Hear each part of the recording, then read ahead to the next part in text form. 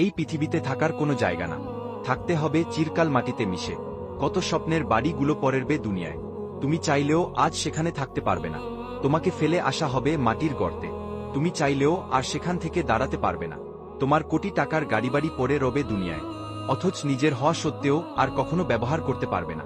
তুমি মাটির কবর থেকে আর কখনো দুনিয়ার তোমার ভোগ সম্পত্তি আর কখনো দেখতে পারবে না, কারণ তুমি মরে গেছো। তখন তোমার মনে হবে, আমি দুনিয়াতে দুর্নীতি ও রাজত্ব করেছিলাম, তখন আমাকে দেখে সবাই ভয় করত। আমার দেহের সৌন্দর্য নিয়ে কতি অহংকার করতাম, কিন্তু হায় আফসোস, আমার দেহটি এখন পচে যাবে।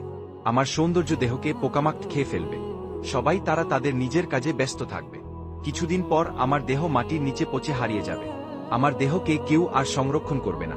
সবাই আমার সম্পত্তি ভোগ করবে এবং সবাই ভুলে যাবে, আর আমি পাপী চিরকাল মাটিতে মিশে থাকব। ওই দিনের কথা স্মরণ করো, যেখানে তোমাকে সারাটা জীবন থাকতে হবে।